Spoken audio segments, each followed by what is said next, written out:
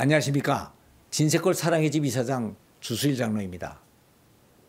가정의 모든 구성원들은 가정에서 해야 될 특별한 역할들이 있습니다.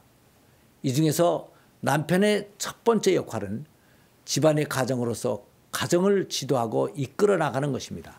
그런데 여기서 중요한 것은 남편이 이끌어가는 방향이 하나님의 뜻에 맞는 것이 되어야 되고, 지도하는 방법이 윗사람이 아랫사람을 지배하고 굴복시키는 세상적인 방법이 아니고 성김과 봉사로 하는 것이어야 된다는 것입니다.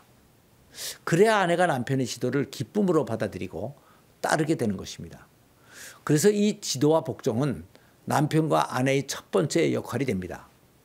그리고 다음 남편과 아내의 두 번째 역할은 남편은 아내를 희생으로 사랑을 하는 것이고 아내는 남편을 존경으로 사랑하는 것입니다.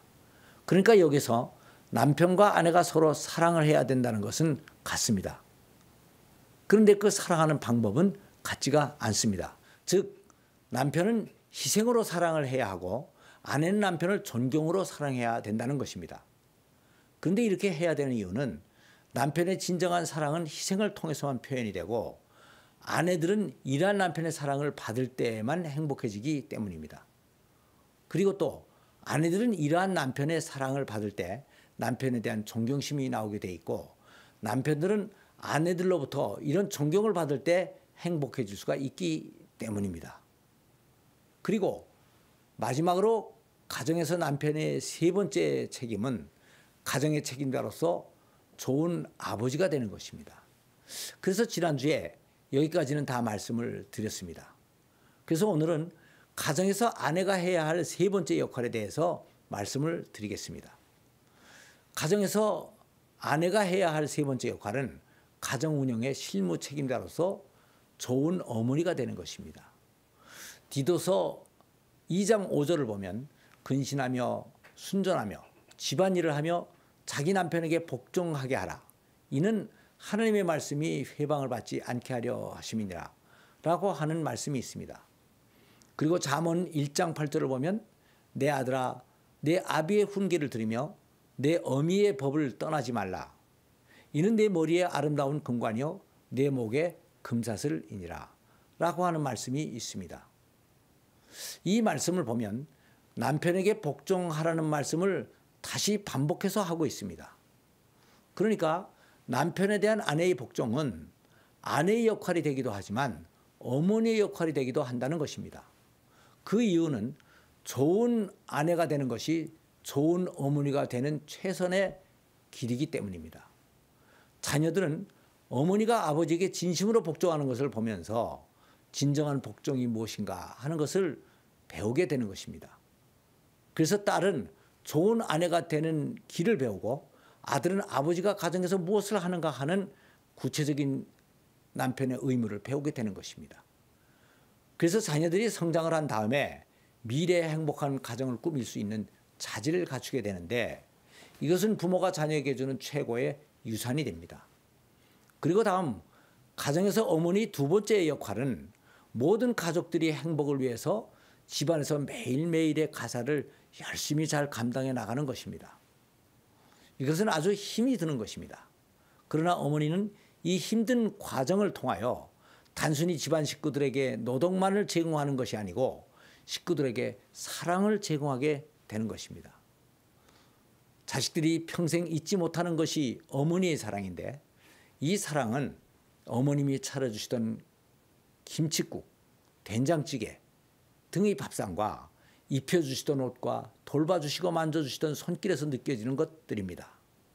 그래서 어머니에게 이 가정은 따분한 일을 하는 곳이 아니고 행복과 보람을 얻는 곳이 되고, 뒤에는 자녀들로부터 깊은 존경을 얻게 되는 것이 되는 것입니다.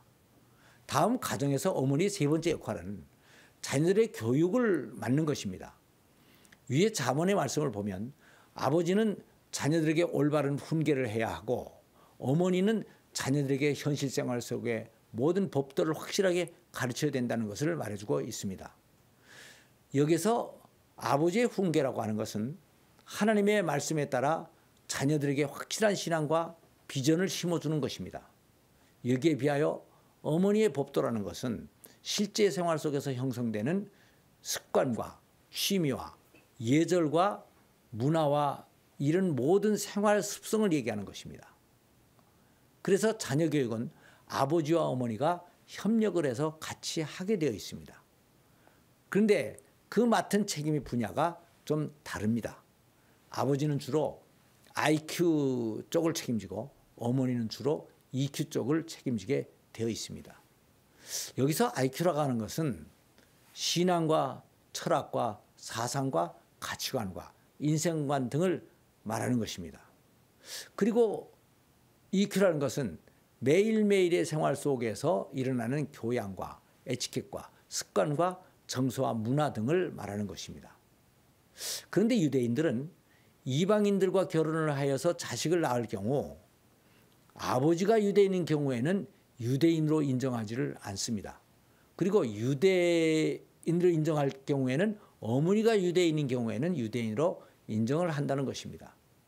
이것은 사람에게 있어서 IQ도 중요하지만 결국은 EQ가 그 사람의 됨됨을 결정해 주는 아주 중요한 것이라는 것을 말해주고 있는 것입니다.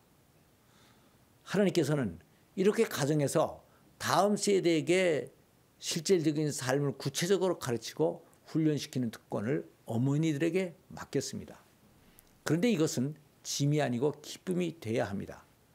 그런데 어머니는 가정을 하나님께서 자신에게 주신 제1의 사역지로 알고 여기에 충성을 다해야 하는 것입니다. 하나님 앞에서 여성의 최고 가치는 좋은 아내와 어머니가 되는 것 안에 있습니다. 그래서 사탄은 이 어머니들이 이 일을 시시하게 여기고 전념하지 못하도록 하게 하기 위해서 가정에 대한 어머니의 역할을 많이 왜곡시켜 놨습니다.